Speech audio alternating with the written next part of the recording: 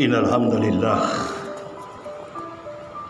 nahmaduhu wa nasta'inuhu wa nastaghfiruh wa na'udzu billahi min shururi anfusina wa min sayyiati a'malina may yahdihillahu fala mudilla lahu wa may yudlil fala hadiyalah.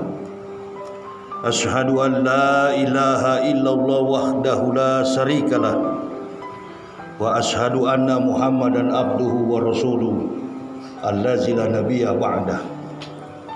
Allahumma fasholli wa sallim ala imamil abrar wal muqarribin Muhammadin wa ala alihi wa sahbihil ansar wal muhajirin wa alaina ma'ahum birahmatika ya arhamar rahimin. Faqala Allah ta'ala fil kitabil azizil karim, a'udzu billahi minasyaitonir rajim, bismillahirrahmanirrahim. Ya ayuhan nabiyyu taqillaha wa la tu'til kafirina wal munafikin innallaha kana aliman hakim. Ma'asyiral muslimin, jamaah Jumat rahimakumullah. Puja dan puji syukur senantiasa kita panjatkan kehadirat Allah Subhanahu wa taala. Salawat dan taslim tak henti-hentinya kita haturkan keharibaan Nabiullah baginda Rasulullah Muhammad sallallahu alaihi wasallam. Dan pada Jumat ini kita terpanggil meringankan langkah kaki kita menuju ke rumah Allah dalam momentum melaksanakan solat Jumat secara berjamaah. Apa yang telah disampaikan khatib tadi beranjak dari kitab Quran surah yang ke-33, Quran surah Al-Ahzab, terkait dengan fenomena kehidupan kafir dan munafik. Fala tu'til kafirina wajahidum bihi jihadan kabira. Janganlah kamu mengikuti perintah orang kafir, perangilah mereka dengan jihad yang besar. Kita semua paham dalam konteks kehidupan bermasyarakat, dalam konteks kehidupan bernegara, berbangsa, bahkan dalam konteks global. Umat Islam kurang lebih 8 tahun, hampir 1 dekade, hampir 10 tahun di era rezim ini kita banyak menghadapi tantangan dan ujian yang sangat berat.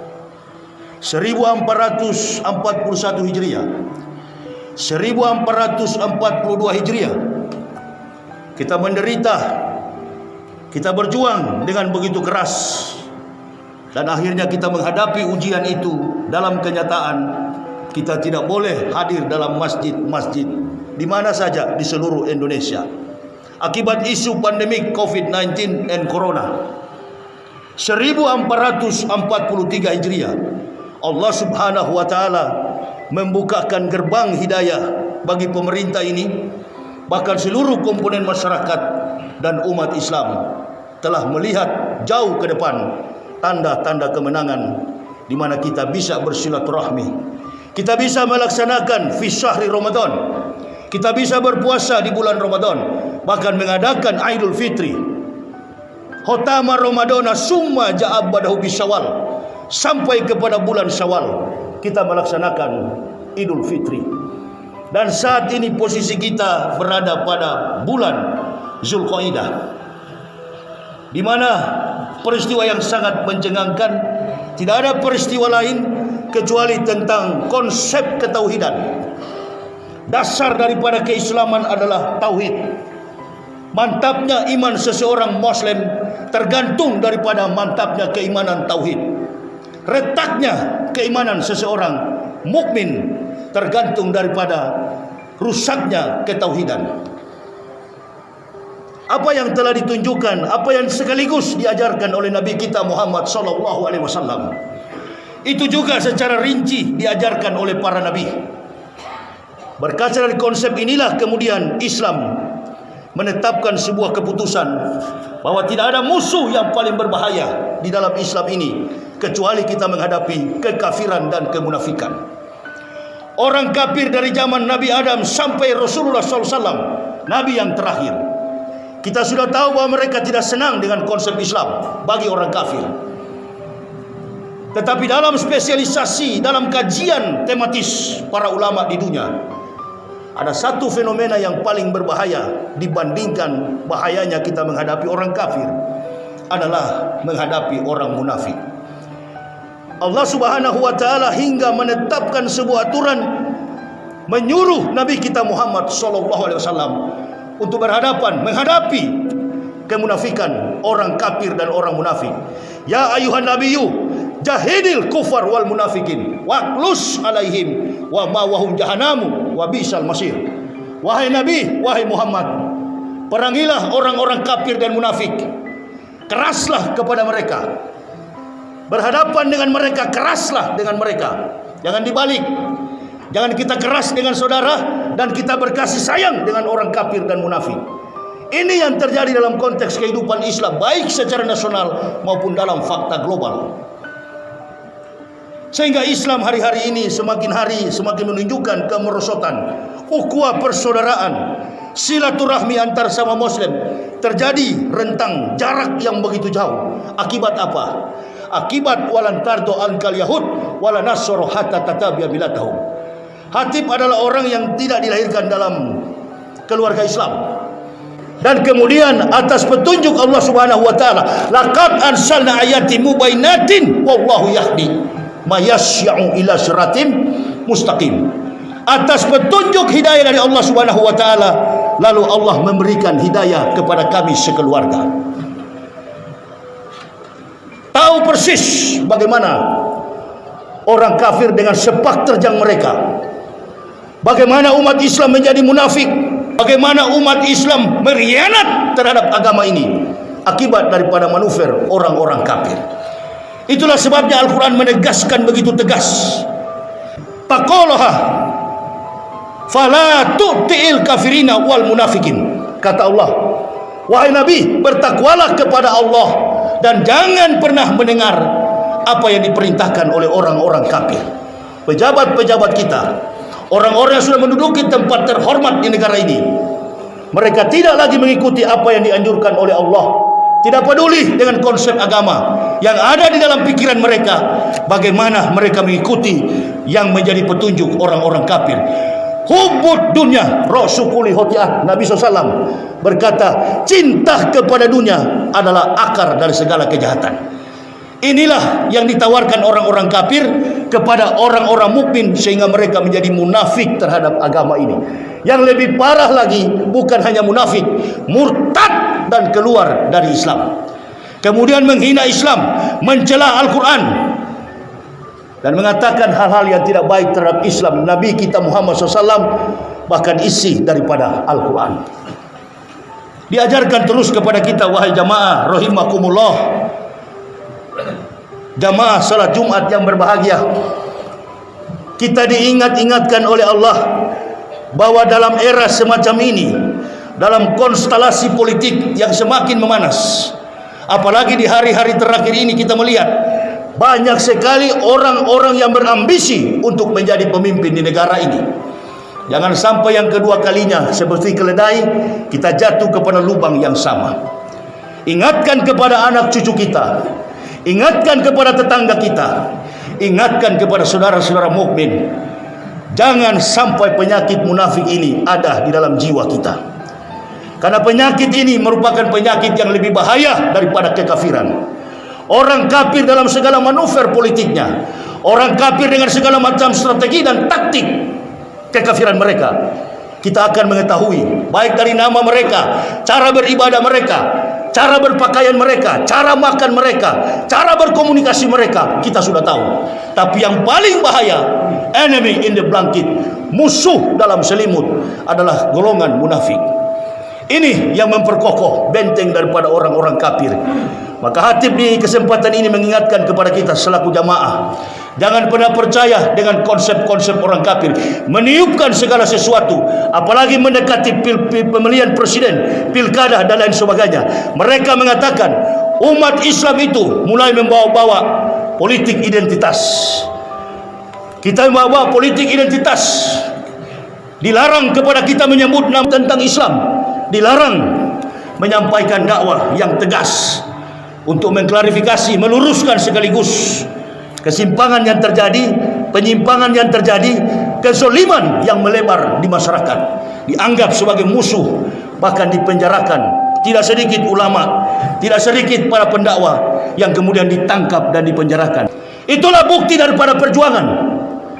Jangan kita mengatakan perjuangan hanya secara teori, tapi dalam praktik kita belum merasakan bagaimana penderitaan di dalam perjuangan ini.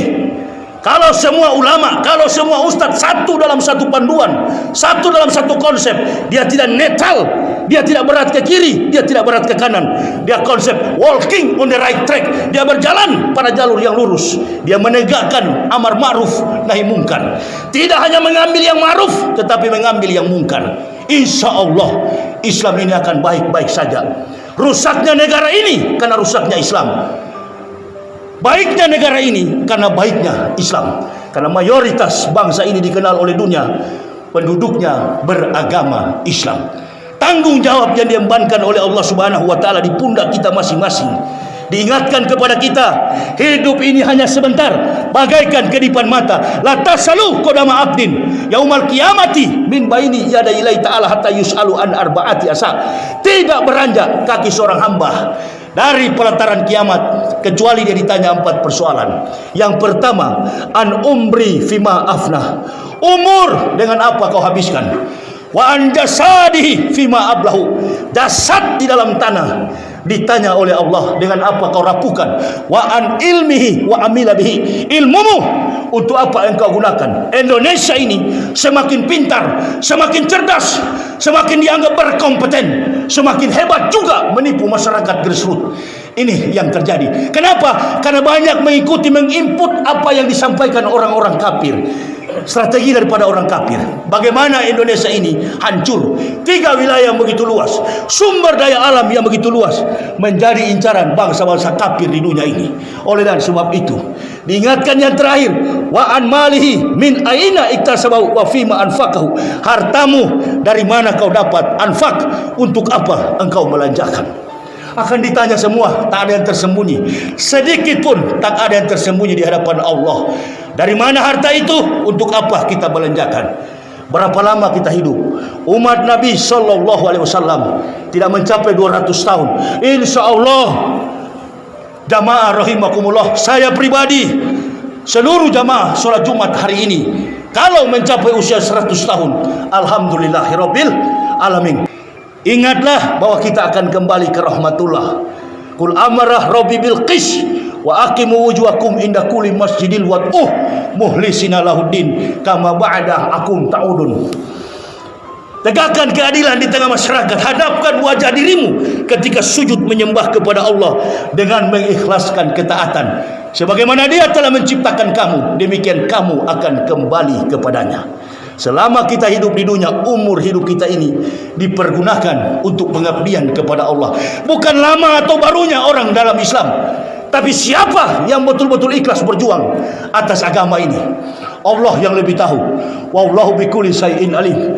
Ma asaba min musibatin illa biidnillah wa may yu'min billahi yahdi qalbuh wallahu bikulli syai'in alim. Tidak ada musibah menimpa pada seseorang kecuali dengan izin Allah Subhanahu wa taala.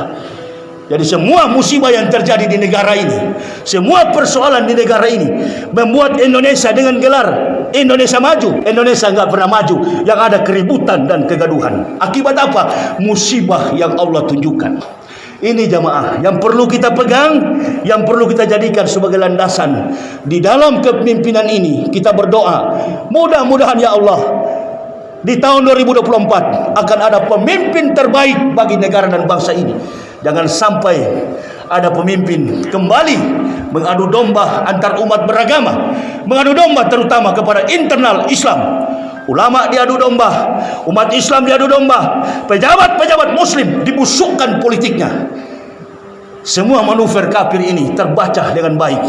Propaganda yang mereka mainkan tidak lain tujuannya kecuali hanya akan menghancurkan Islam. Fenomena tentang Virus apapun yang terjadi di dunia ini adalah propaganda, dan kita umat Islam sudah tahu, sudah sadar kita tidak akan melawan.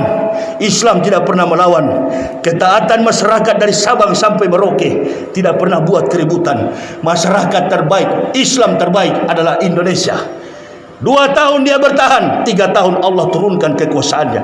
Terlihat bagaimana kemajuan Islam, bagaimana pergerakan Islam, dan bagaimana pertolongan Allah Subhanahu wa taala terhadap agama ini. Siapapun makhluk, bagaimanapun kuatnya sebuah resim, pasti akan tumbang, akan berhadapan dengan Allah Subhanahu wa taala. Doakan jamaah, bersatu kita dari konsep Islam yang bagaimanapun, antara NU Muhammadiyah, Naqsabandiyah, Al-Wasliyah, merek organisasi manapun, kesempatan kita bersatu. Karena dengan persatuan inilah kita akan selamat dari fitnah kafir dan munafik. Barakallahu bil ayati wa dzikril hakim. Innahu huwa tabur rahim.